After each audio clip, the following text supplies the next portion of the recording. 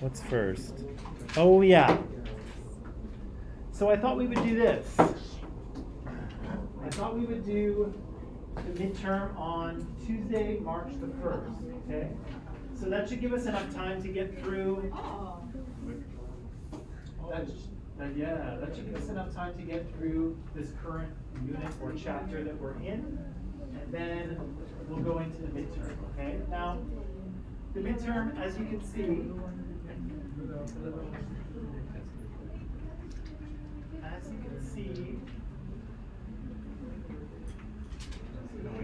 I don't like to talk over people,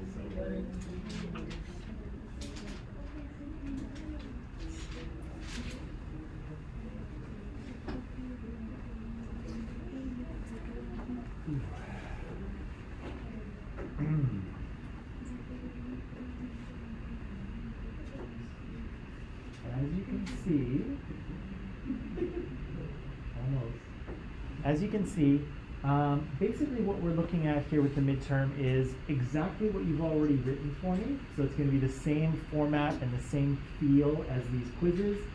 It'll just be a little bigger. Okay, so I kind of do it that way on purpose so that you know what to expect for the midterm. It'll feel the same, the questions will be similar, they'll just be more of it. That's all, okay? And it'll cover everything we've done since the beginning of the course. So all of what anthropology is about, what culture is about, the human evolution thing, and the subsistence stuff that we're talking about now, okay? You'll have the whole class to do it. And so you'll come in, you'll write for me, and then when you're done, you can go on your way. Okay? It probably won't take you the whole class to do the midterm, but just in case some people are kind of slow writers, sometimes they like to think about things a lot, and so we give you slower writers, I'll give you enough time to get through it, okay? So, yeah, so that's what we'll do on Monday, or Tuesday, March the 1st. Fair warning, so that's not, is that not this Tuesday but next Tuesday? That's correct, right? Not this Tuesday but next Tuesday. Okay. So that'll be next Tuesday. We will do that, okay? Same feel as what we just wrote, just a little bit bigger. Okay? Not next Tuesday, but the Tuesday after. Yeah. Okay. Right. So if you recall, what is today? Friday? Yes. If you recall, on Tuesday, we started talking about what subsistence was, right? And we said it's how a culture or how a society gets their food resources, right? And we said that there's 5 general ways in which a culture can get their food. What's one of them? Oh, I failed. Failed as a teacher. Nothing left now but just to go into it again, I guess.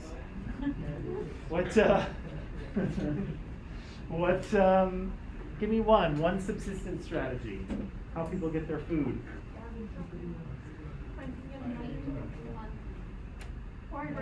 Yeah, right? So we have hunter-gatherers, we have foragers, right? People who get their food from the natural world. They don't really keep any animals, right? They don't have any farm animals of any kind. They don't grow any of their own food. Sometimes they have dogs, right? We saw a video on Tuesday with the Hadza people, and they had dogs helping them to hunt, but that doesn't really count. They don't eat the dogs. So people hunt and gather, right? Second one, do you remember?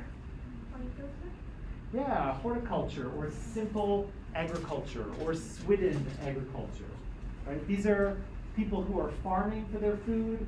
You know, they're using simple tools. They're kind of growing food for them and their family on a small farm. Just kind of like the lowest level, simplest farming you can do. What about scavengers?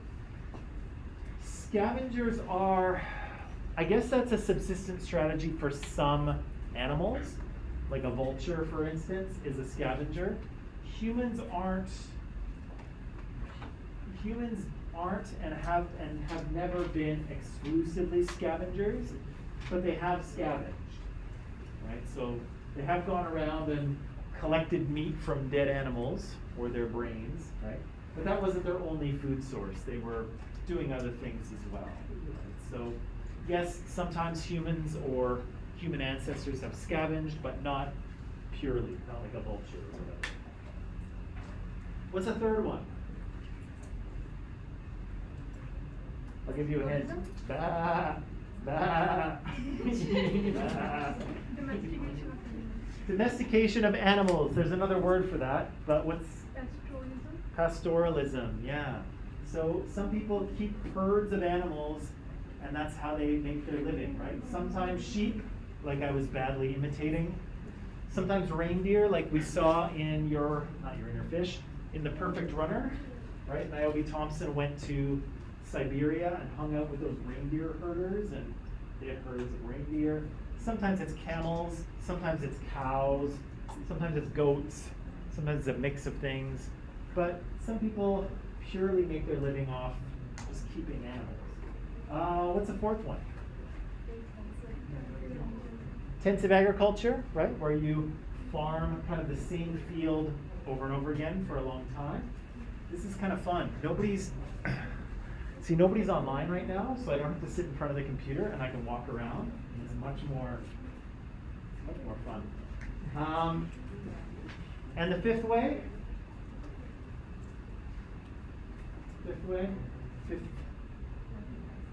Yeah, mechanized agriculture, right? That's kind of the world of modern farming. Big farms, big irrigation system, big combines and plows that are run by tractors. That's kind of what we're maybe more used to, right? So 5, and we started out on Tuesday with foraging, right? And I kind of made a split after. I was telling you about foragers, but I said, well, actually there's simple foragers and complex ones. And we've talked about the simple ones, right? These are small groups of people who move around the landscape, right? Hunting and gathering food.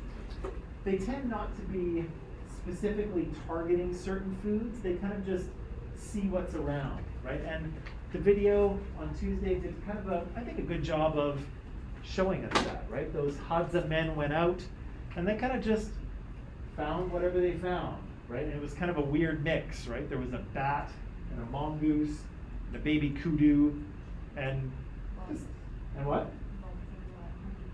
Oh yeah, and there was the little bee larva in the honey. It's kind of whatever they happen to find, right? They never really know when they go out what they'll come back with. Are they nomadic? Yes. Yes, they are.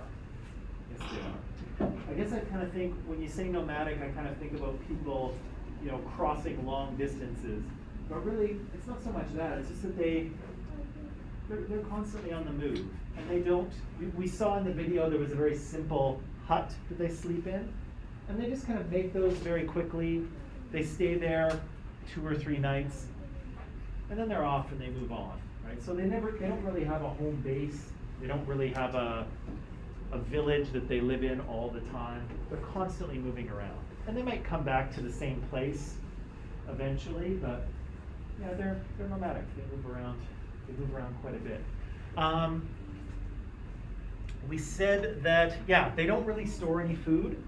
So they hunt, they gather, they eat what they find. Maybe there's a little left over for tomorrow, but they don't really store any food. They're kind of always in the process of being out there and finding it, right? But it is easy for them to do it because they're always moving to a place that's kind of new and fresh, right? And so they're always getting access to fresh food. They don't have much in the way of technology. We saw that in the video. What kind of technology did we see in the video? Yeah. What kind of arrows? Oh yeah. So we saw bows for sure, right? And we saw poison arrows, which I guess you got to be careful with. But what else did we see? Oh yeah, the little corn thingy. Yeah. So it was a piece of a corn cob, right? And then it was on an arrow. And what was that for? Yeah, to get the birds, right? Because you don't want the arrow to go all the way through the bird. So the first part goes into the bird, and then the corn cob kind of keeps it from going any deeper, right? And I think the guy shot the bat with that, didn't he? When they first knock the bat out of the tree. That was. Why do they not want I think just because it ruins the meat, maybe. Maybe it protects the arrow. I'm not really sure, to be honest. I've never shot a bird with a bow and arrow. So. It's a good question. So there's bows and all kinds of different arrows, right? Whether it's a big animal, a small animal, a bird, an animal that they need to take down with poison because it's a big, powerful animal, and their arrows aren't going to be quite enough to do it, right? To bring it down on its own. What other technology did we see? Not much. Oh, yeah. I don't know if that's a technology or not, but they did smoke a lot, didn't they? Yeah, there was a lot of marijuana smoking in that video. But that's what they do, right? How do you get that? They import that? I assume. Well, no, I assume that they do collect. I assume that they do collect something from their territory and trade it for that. So I don't know if it's animals or meat or what it is, but I'm sure that they're able to collect some kind of resource and exchange it for that, right? But also clothes, right? They were wearing some modern world clothes, right? Maybe they get paid. You think they get paid? Because they were tourists. Oh, yeah. Yo, wasn't it like a system or us? I mean, I wouldn't let a stranger come into my house and see what I'm doing. Maybe. Well, perhaps not, but yeah, this is kind of a new field called, I forgot about that actually. This is culture tourism, right? And so you can go visit cultures like the Hadza or the Maasai or others around the world, and you can live with them for a little while, right? And yeah, you have to pay them, right? But that's where they get their weed from, right? And even though Maya wouldn't let random people come live with her, which is, I wouldn't let people live with me either. But the Hadza don't seem to mind, right? They seem to have enjoyed having that guy out there. Okay, so we've got bows and arrows, we've got joints. We had an axe, I think, right? They had axes to kind of cut wood and things like that. But other than that, that's pretty much it, wasn't it? Yeah, right. Really pretty simple technology, right? Maybe an axe, maybe a knife, their bows and their arrows.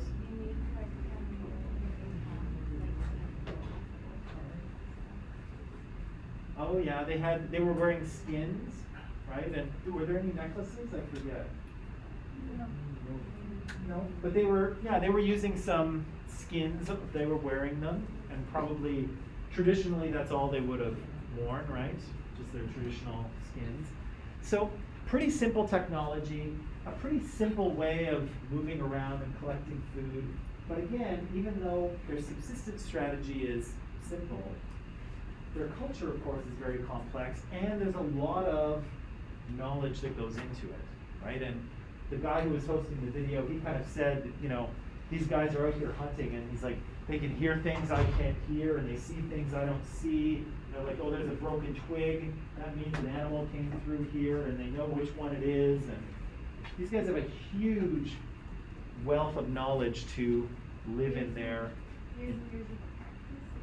What's that? Years and years of practice. Years and years of practice, yeah. Probably since they were this big, right? They've lived in that environment their entire lives. They've been taught by their elders and people older than them, and they know everything, right? You and I walk into the bush and we're like, oh, look at all these trees, right? But they know everything, right? They notice everything about every tree, every bush, how the ground is, where the animals are. They know all of it, right? Now, those are simple foragers. Now, sorry, I'm just gonna to give you an example of complex foragers. I wanted to go back to our friends here the Kwakwaka'wakw. And we learned about them, of course, when we were talking about what culture is, and we talked about their symbols. We saw a little bit of their art. I walked you through that, that sort of ritual where they brought a new person into the cannibal bird society. But I'm bringing them back here because, again, they're complex foragers, complex hunter-gatherers, and they're a little different from people like the Hadza. Do they still exist? Do they still exist? Indeed, they do. In Canada? What's that? In Canada? Yeah, so I've showed you this before. I think you'll probably remember it, although it was on your home computer screen the last time you saw it. These are all different cultures that traditionally lived in British Columbia. So you can see there's probably, I don't know, about a dozen of them or so, maybe a little bit more. All of them have their own distinctive territory. All of them have their own language, their own kind of specific culture, their own kind of spiritual and religious beliefs. They're similar from group to group, but also unique from group to group. And so the Kwakwaka'wakw here are people who are on the north coast of Vancouver Island and kind of up the coast here. Here's Vancouver. I know you can't really read that. There's Vancouver. We're kind of in a cultural area where the people who lived here were called the Coast Salish. And there's a bunch of different kind of tribes or groups within that, but people traditionally lived here and still do. And there's Kwakwaka'wakw people living in Vancouver, I'm sure of it, but also living up here in their traditional territory. Now, Another question. yeah. Do they still like follow the tradition of the time, or are they a bit advanced now?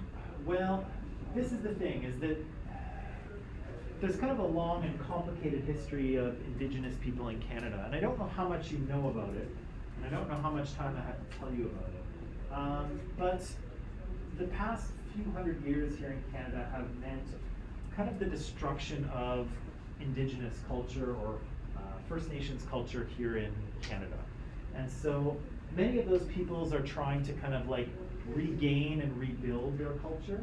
And so, yes, they still kind of practice their culture, they tell their stories, they're trying to sort of rebuild their languages because many of their young people don't speak their traditional languages, they just speak English. It's a lot of work and it's very difficult to kind of rebuild your culture when it's been destroyed by people who look like me. Well, yeah, You right? said it, not us. What's that? You said it, not us. I did say it. It's true. So they are trying to sort of rebuild their culture.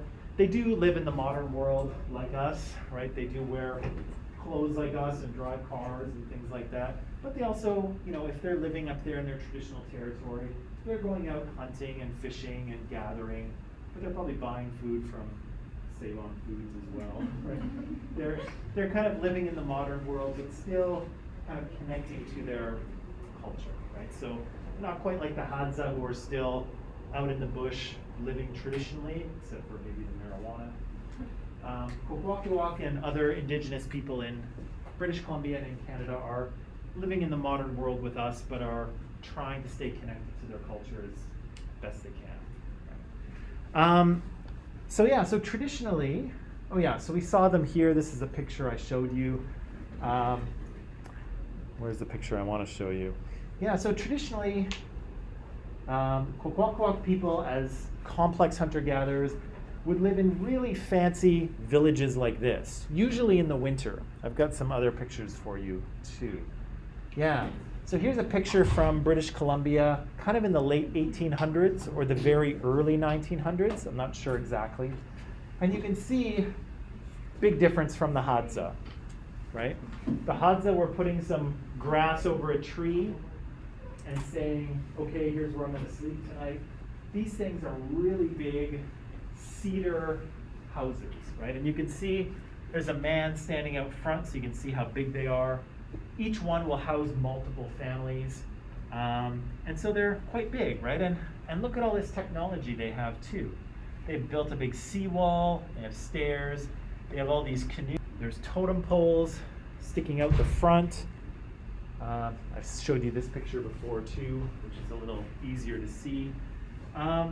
kind of a very different way of life from someone like the Hadza, right? Who are just moving around, they don't have a lot of stuff. These guys, they have stuff, right? They have things. They were not nomadic. They were somewhat nomadic, which is actually what I was just going to say. So, Sorry. no, that's okay. These are the kind of villages that Kwakwaka'wakw people would live in, usually in the winter. So everyone would kind of come together in the winter. They'd live in these big winter villages, multiple families living in each house. But then in the spring and into the summer, they'd kind of fan out and they'd live in smaller groups. They'd kind of move around, not quite as much as the Hadza, but more than the winter. And then in the winter again, they would come back together and live here. They'd also do something neat, which is they would take the wooden slats off the front of these houses and they bring them with them. And so they just kind of strap them there to their canoes, to their boats. They'd go off to a different part and they'd use those wood things to build another shelter. So they were kind of able to, use part of this and then leave part of it behind. Oh, I don't have a picture of it, do I? I guess I don't. Okay. Right. So complex foragers are this. They hunt and they gather, just like our simple foragers, but with kind of two crucial differences. Number one, they are focusing on certain types of food at a particular time of the year. Okay? So you remember the Hadza, they just kind of go out looking for whatever, right? Whatever they find, that's what they're eating. But the Kwakwaka'wakw and complex foragers are out there, and usually they're trying to target one thing that is abundant at one time of the year. Okay? And the best example of this are the salmon. Okay? Do you know what a salmon is? Those fish, they're all pink inside. Yeah. Has anyone eaten salmon since being here? Yeah? Is it good? Yes. Good stuff. So the salmon is an important animal for these people because in October, usually, actually, I'm getting ahead of myself. The sort of life cycle of the salmon is that they're born here in the rivers of British Columbia. Their eggs hatch, they become tiny little fish, they swim out to the ocean, they live their lives in the ocean as adult fish, and then when it's time for them to lay eggs, they actually come back up the rivers in British Columbia to lay their eggs. And often they return to the exact same river that they were born in. How they do this, I have no idea, but somehow they figure it out. They come back up their rivers, they spawn, they lay their eggs, and then they die, which is kind of sad. But when this happens, and again, it happens in kind of October-ish usually, when that happens, there's tons and tons of salmon pouring up the rivers in British Columbia. There's tons of them, not so much anymore, but in the past, huge numbers. And so Indigenous people, like the Kwakwaka'wakw here, they would be, there we go. They would be ready, right? So everybody would be beside the river, right? They'd have spears, they'd have little fences built in the river to try to funnel some of the fish into one area. They'd have a bunch of drying racks here. The women and the kids would probably be on the shore ready to cut the salmon up and hang it on these racks to dry it out.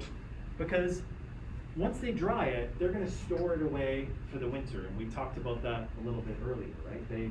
The Kwakwaka'wakw store their food to carry them through the winter. And so, yeah, here we have salmon that have been caught. The Kwakwaka'wakw are going to catch as much as they can, cut it up, dry it out, and then they're going to store it away, right?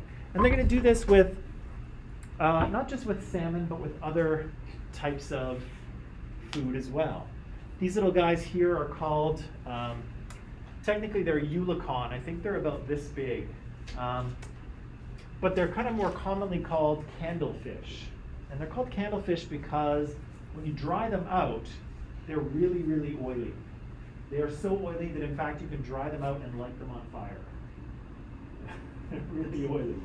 And so what the people like the Kwakwaka'wakw and the Coast Salish people here used to do is net them in huge numbers, thousands and thousands of them, and either dry them out or boil them up, collect the fat, and store the fish oil or the fish fat away, again, for winter, right? So in the winter you could make up, you know, you could use some of the fish oil, and you could use some dried berries and some dried salmon meat, mix it together, cook it over the fire, and eat it. I know that doesn't sound very appetizing, but it probably probably is. But yeah, these were just one type of, or a few types of resources that they would target. Again, berries, they become ripe in kind of the late summer and early fall. They would collect as many as they could, dry them out, and store them away in boxes that are kind of like this. And so this is a bent wood box, and the bottom part of the box here is made from a single piece of wood that is kind of bent and folded into shape. And they're so good. This one's kind of a fancy arty one, but they're so good that they can actually hold liquids. They're actually waterproof, believe it or not. And so you can imagine these Kwakwaka'wakw people, you know, fishing for salmon, gathering mussels, gathering berries, getting fish oil, other kinds of things, drying these things out, preserving them, and then storing them away in boxes for the winter. And so complex foragers, this is an important part of who they are. They are targeting certain foods at certain times of the year when they're very plentiful, and then they're maximizing how much they can get, right? They collect as much as they can, dry it out, and store it away for the winter. And doing that allows them to do a couple things.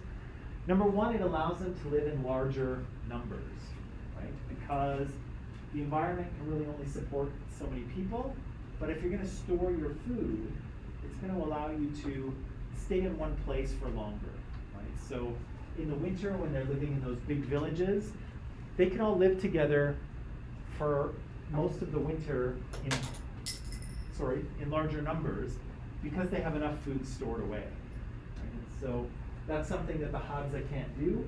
They don't have enough food in one place to either stay or to live in big numbers. So these people can live in larger groups for a short period of time, and they can live in larger, or they can stay in one place for a longer period of time. And they can also accumulate stuff, okay? So again, they can have lots of wood boxes, right? They can have canoes. They can have big houses with cedar fronts and totem poles, right? They can have all some kinds of different technology for hunting with bows and arrows, to fish spears, to hooks, to fancy costumes and masks that they can wear in their ceremonies. These people can have things, right? They can have stuff. Whereas people like the Hadza, they can't really have stuff because they have to carry it with them, and nobody wants to do that. So there's lots of things that these people kind of can accumulate. I wish I had a slide for it, but some indigenous people, not the Kwakwaka'wakw, but people living on the other side of Vancouver Island, they'd actually hunt whales, believe it or not. And so they had technology. They built harpoons with mussel shells and tree branches. They wove their own rope. They created floats out of the stomach of deer and moose and things like that. And so they actually went out there in their canoes and hunted whales, which I can only imagine is super dangerous. And how long for them to eat it?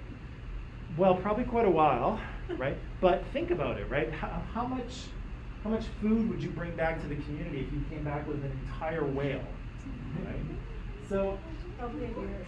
yeah, well, so, you know, as you might imagine, it's pretty tough to kill a whale. It's pretty dangerous to kill a whale. You've got to be careful. And so people who hunted whales probably went out sometimes. They were probably successful very few of those times.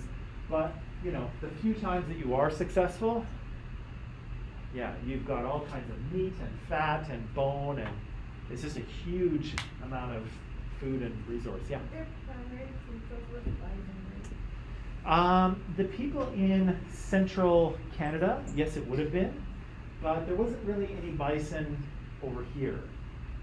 Do you guys know what a bison is? Yeah, it's like a big cow. Yeah, it's like a big cow, it's a buffalo, it's a big shaggy cow, if you will. Yeah, there used to be millions of them in central Canada, not so much anymore. Yeah, because they were killed by the Europeans in mass numbers. They were. Which is kind of sad because they're a beautiful animal. But yeah, not so much here. Here, people would have relied on a bunch of different food resources. But so the thing that allows these people to kind of have a different kind of culture, a different way of living, is the fact that they use their resources differently. But also they live in a part of the world where there's actually just a lot of food, right? This is a very rich area of the world for food. You've got all kinds of animals on the land, right? You've got deer and moose and rabbits and squirrels and all kinds of different things, right? You've got fish living in the lakes. You've got fish living in the rivers. You've got stuff in the ocean, right? You've got fish there and mussels and clams and starfish and lobsters and crabs and just all kinds of things, right? There's nuts and berries and there's just a lot of food, right? So again, if you collect it and you store it, it allows you to kind of stay in one place and live in larger numbers, which people on the West Coast here can do.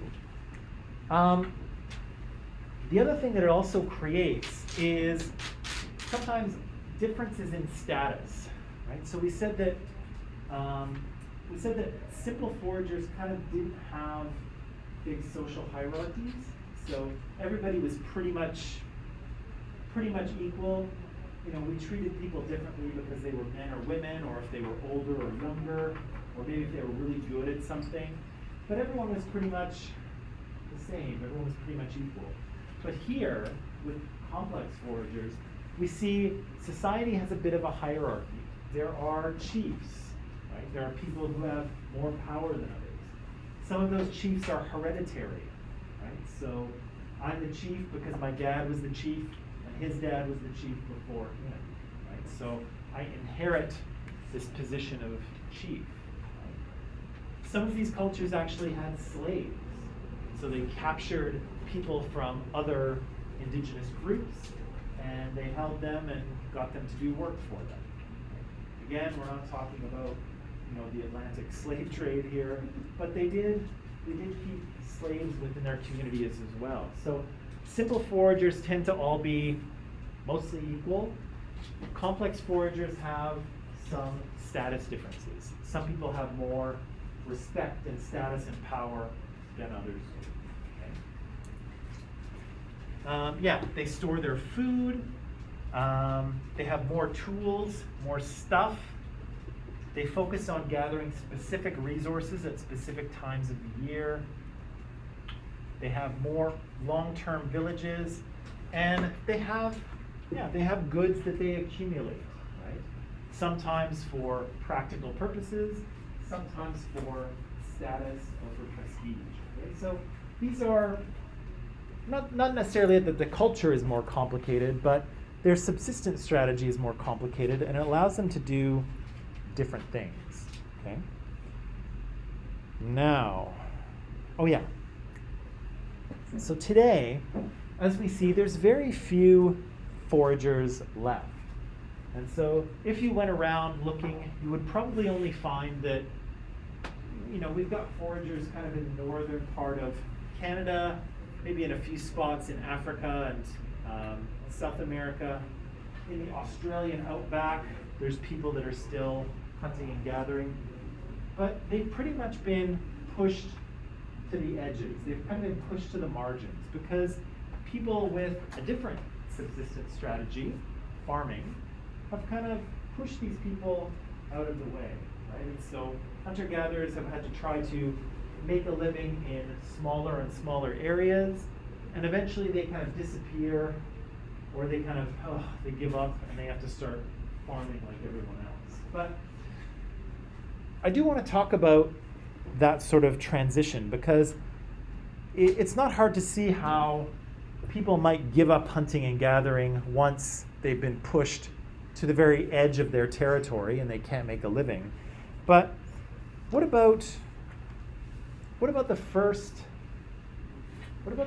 farmers? Right? Why did people start farming and stop hunting and gathering?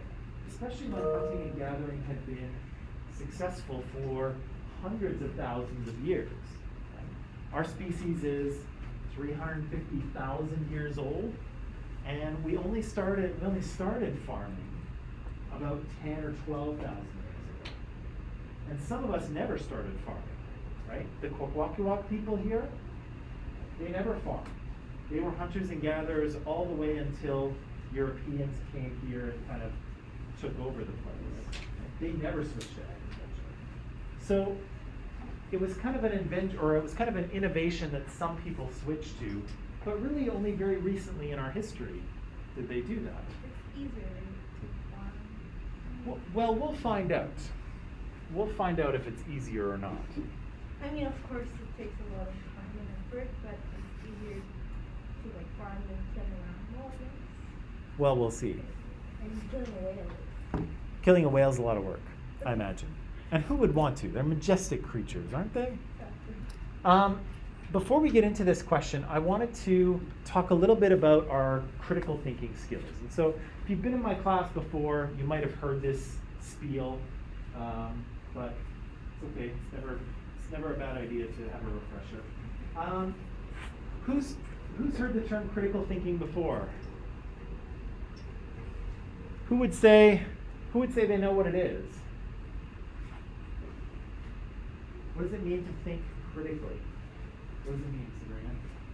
Like, you think of something, you see it as a reason as to why it happened, and you ask the question. Like, the double U's, like how we call The 5 W's or 5 W, yeah. the H or whatever? Yeah, the H. And it's just kind of like different reasoning as to why you think that way, like this. Okay. So we look at things from multiple angles or from every angle. We ask questions like who, what, when, why, where, and how, right? And if we come to a decision on something, we kind of give a rationale or reasons for that. Okay, it's not bad. Can we add to that? What do you think critical thinking is? Oh, and another thing, like making sure that, like, for example, if you give me a fact, but like I check my facts as well. Like I don't just like believe on what you said to me. Like I think critically. Yeah. Sorry. You go home and you're like, I'm gonna check. I'm gonna like try to Make find sure. another like instructor. Yeah, probably should. Well, that's true. That's part of it as well, right? Is the sort of questioning of what people want us to believe. Right? Basically, that's what anthropology teaches us. That's what Anthropology teaches us, right? it teaches us to Question. Yeah, well, hopefully that's what all sciences are doing for us, right? Is to teach us to question what we think we know. Right? And again, critical thinking is the systematic process of doing that, right? It's Maybe this is not how it happened. Maybe that's how it happened. Right. Being open-minded, I guess, is part of it, right? But kind of questioning either the things that we believe, or maybe more commonly, the things that people want us to believe, right? And, as a little tangent thing or personal thing, unfortunately, we seem to be living in a time in history where I think people are really bad at this. They're really bad at thinking critically. They're really bad at being able to distinguish what's good information from what's bad information, like Sabrina said. They find it very difficult to explain, if they feel a certain way or if they believe something to be true. They have a lot of trouble explaining why they believe it, right? And often they have trouble explaining that because they actually haven't really thought very carefully about why they believe it in the first place, right? They just kind of somebody handed them a belief, here, believe this, here, believe this, and the person was like, okay, now I believe it. And they didn't really think too much about it, right? They didn't question to see if it was valid or if the information was good or if the argument even made sense. They just kind of took it on, right? And Especially if you live like in a small country like I did. uh-huh. You don't question. You just listen and you're like, okay. Yeah. Well, and that's true too, right? Sometimes there are kind of like cultural or political or tribal, what's the word? I guess the norm is not to question, right? People will tell you the way things are, and then you just accept that, because that's the way things are, right? And to some degree, we all experience that because that's what enculturation is about, right? People are teaching us the ways of culture, and we are learning them, and we have all done that, right? Me included. But when we talk about science and when we talk about kind of academic stuff, we do want to be good at our critical thinking. We want to be sure if somebody hands us a belief, we want to make sure that that's a good belief, right? We don't want to take on a bad belief, because again, beliefs have a major effect on the course of our lives. I heard a story, or I read a story on Twitter the other day, and it's absolutely a heartbreaking story. There's a child who is in the hospital, and they have some kind of health condition. I don't remember what it was, but they can't leave the hospital. They're very sick. And the father of this child cannot go and visit this child because he hasn't been vaccinated yet. And he refuses to get vaccinated because he's worried that it's experimental, or that, I don't know, the government's trying to put a microchip in him, or I'm not really sure what his concern is. But, you know, and it's kind of funny, right? Because it's like, that's ridiculous. But on the other hand, like, this is heartbreaking, right? Like this guy's belief that somehow this vaccine will do something horrible to him is actually keeping him from seeing his sick child, right? And again, I don't want to judge this guy too much because this is a very sad situation, but his belief that somehow the vaccine will hurt him is keeping him from seeing his sick child, right? And I think that's sad. I think that's really heartbreaking. And so that's kind of one example, and maybe it's an extreme one, but the things that we believe do have an effect on our lives, right? And again, some people have chosen not to get vaccinated because they are afraid of all of these things that they think may happen. And then some of them have wound up in the hospital and died, right? And so their belief has actually probably led to their death, right? So again, I don't mean to be dramatic here. I'm not trying to be dramatic, but it is important to know why we believe the things we believe. And it is important to make sure that we have good information. So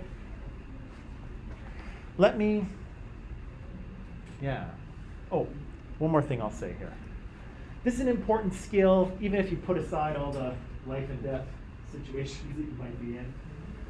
This is an important skill for everybody, right? Because there's real world stuff you can use it for, right? In terms of figuring out whether you should believe what politicians or the media are telling you. Maybe you want a raise at your job, right? And you can't just go to the boss and say, hey, can you give me more money? And when the boss says why, you say, well, because I like money. And if I had more of it, then I can buy more things. And that'd be really great. So that's not a very good argument, right? He's not going to give you, or she is not going to give you the money, right? That day at work, this guy came in and he told, so my manager asked him, why should I hire you? And he said, because you need an employee and I need a job. That's basically the. Did he get hired? No. No? That's too bad. It's very true. It's very true, right? You need someone to work here. I need to work somewhere. Let's That's get this very done. funny though. And he's like, I think I screwed up. I'm like, I you think you did. did screw up. I think you did screw up. Yeah, he didn't make a very good argument. He didn't make a very good argument, right? And so, if you want to convince someone to hire you or to give you more money at your job, you need to make a good argument. That's not a good one, right? But you need to make a good argument. In your future career, maybe you'll be in sales, right? If you're going to try and sell someone this or something to someone, you've got to make a good argument. You should buy this thing. Let me tell you why. It'll do good. If you're, I don't know, if you're a lawyer, right? Lawyers make arguments all day long, right? No, my client did not murder this person. Sorry. You'd never murder anyone, would you? Doesn't matter. I'm your lawyer. I don't want to know. I'm here to defend you. My client did not murder this person, Your Honor, and here's why. Right? And so lawyers do this all the time. Academics do this all the time. Right? They write journal articles saying, I ran this experiment, I collected this data, and here's what I think it means. Right? So all kinds of different fields use this skill. Okay? So what we need is to make an argument.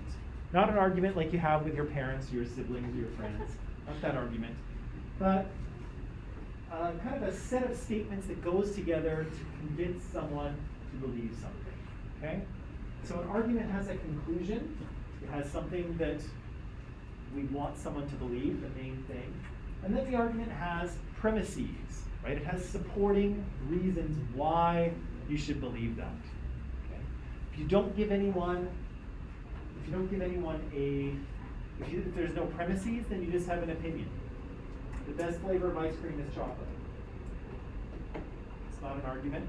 It's just my opinion. You can believe it if you want. You can agree with me. You can not agree with me. But I haven't given you any reason to believe me, so it's kind of nothing, right? We need an actual argument to talk about, right? So, what's my next slide? Oh, no. I'm missing a slide here. That's okay. I'm going to make a simple argument to you, okay? It's a very simple argument. Some of you may have heard it before, and if you have, I apologize. But here's my very simple argument. I think you all should drink coffee. Okay? That's my argument. Why do you use the same one? Yeah, every year? exactly. Every time. Okay. I think cats make the best pets. There you go. There you go. I think cats make the best pets. Okay? Now, just on its own, that's just my opinion.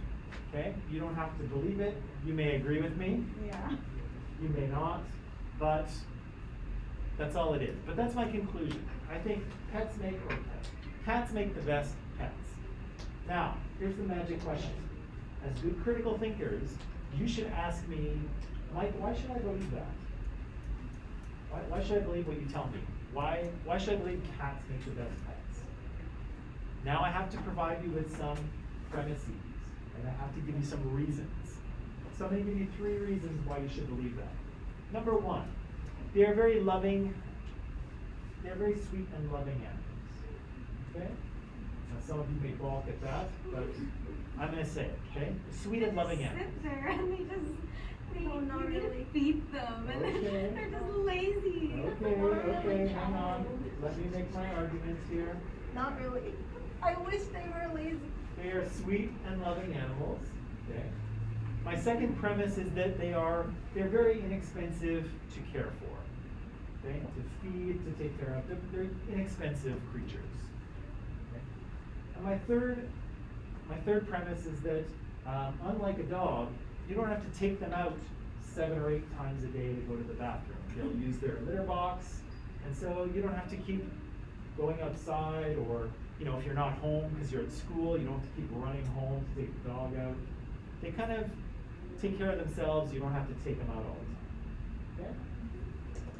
So, I have a very simple argument there for you. Cats make the best pets. They're sweet and lovable. They are inexpensive to feed and to take care of, and you don't have to take them out all the time and walk them. Okay? Now, I'm sorry I don't have a slide for this, but we're almost out of time anyway, so I'll have a slide for you on Tuesday. The first thing we want to do to evaluate my argument is to look at the premises and see if they are logical support for the conclusion. Okay? In other words, are those reasons why someone might think that cats make the best pets? Okay? So, might someone choose a cat as a pet over a dog or a hamster or something else? Might they choose a cat because cats are sweet and lovable animals?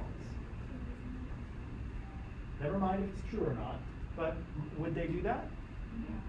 I guess if they wanted a sweet and loving animal, they would do that. So that's a reason why someone might choose a cat, because it's a sweet and lovable animal. Might someone choose a cat because it's an inexpensive pet to own? Yeah, somebody might choose that. It's not the only consideration. A lot of students do. A lot of students might. Again, maybe it depends on how much money you have, but somebody might choose a pet because it's inexpensive, right? I would not choose a horse because I cannot afford a horse. Right? I cannot afford to feed and house and take care of a horse, right? So, yeah, so cost has something to do with it, right? So, might I choose a cat because they're inexpensive? Yes, I might. Might I choose a cat as a pet because I don't want to keep going out 6 times a day to let the dog sniff and pee? Might I choose a cat for that reason? I might, right? I might do that. So, are my premises logical support for my conclusion? Yeah, they are. Good. Okay. Step 1.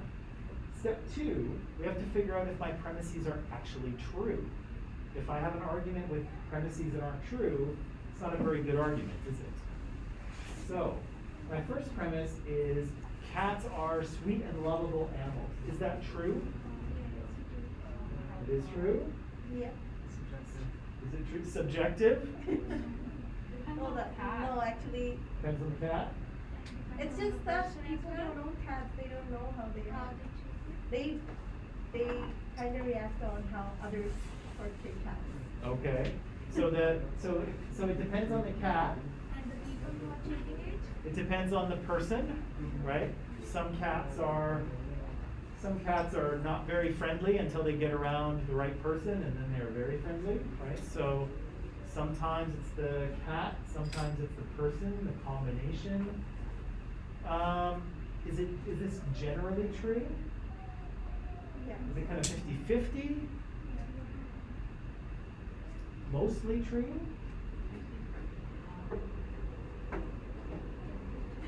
I'm the only person agreeing. I know. This is a bit of a tough one, right? Yeah. Because again, not every cat is the same. Not every person is the same. The interaction between cat and person you never know how it's going to be. So Just have to know how to approach them. yeah, if you know how to deal with cats, and maybe if you've got the right cat, yeah. Let's say if you find the right cat, is it a sweet and lovable animal? Yes. Yeah, okay. So is my premise true enough, provided you find the right cat? Yes. Okay, that's good, okay. Mostly true, okay, if it's the right cat.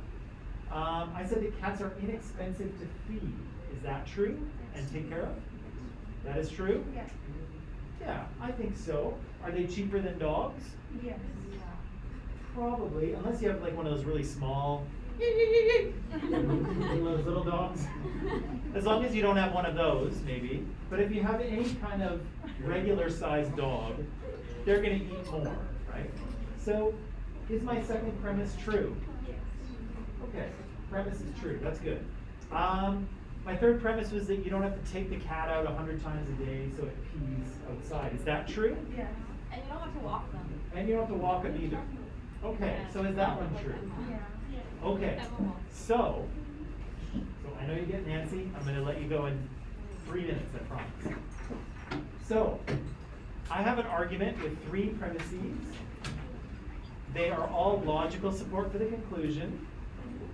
I I know you're getting antsy, just give me 2 more minutes here. And they're all true, okay? So I have kind of a logically sound argument, right? But let me throw another premise at you. Cats make the best pets because they are sweet and lovable, they are inexpensive, you don't have to take them out all the time and walk them, and in ancient Egypt they used to be revered as gods. Now, that's another premise. Let's evaluate it though. Is that true? Yeah, right? They were revered as gods in ancient Egypt. Is that a reason why someone might choose a cat as a pet? No, if someone's from a royal family, maybe. Yeah, maybe like if you're into that. Yeah, maybe if some certain people are like into that sort of, ooh, this used to be a god. You know? Most people probably not, right? So is it a good premise for this argument? No, it doesn't really help us, right? Similarly, if I said you should all have a cat because or you should get a cat because they are sweet and lovable and inexpensive, and you don't have to take them out, and they will just their very presence helps you to heal any illnesses you might have. No. Now, is that logical support for the conclusion? Is that a good reason to have a cat? No. If the cat could heal any physical ailment you might have, Yes. like a but miracle healer, what if we can't? that would be great. Yeah, that would be a great reason to have a cat. Is it true? No. No. Right? So it's good logical support for my conclusion, but it's not true.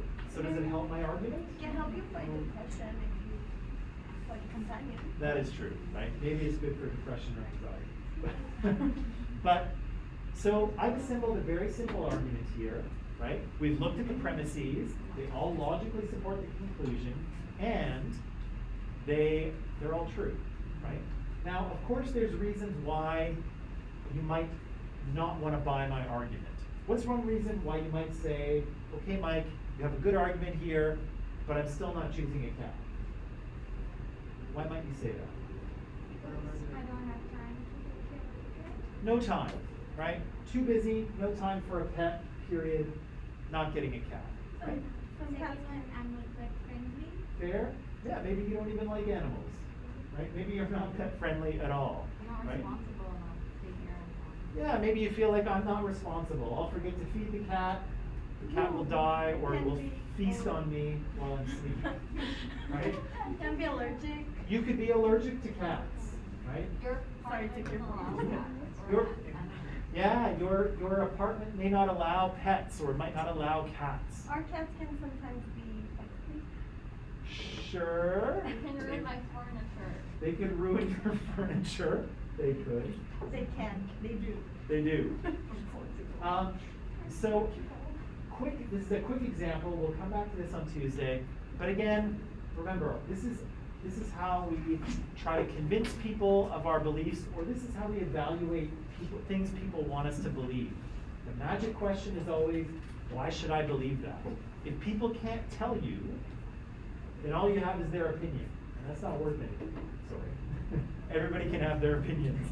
But in critical thinking terms, it's not worth anything. You can't do anything with it.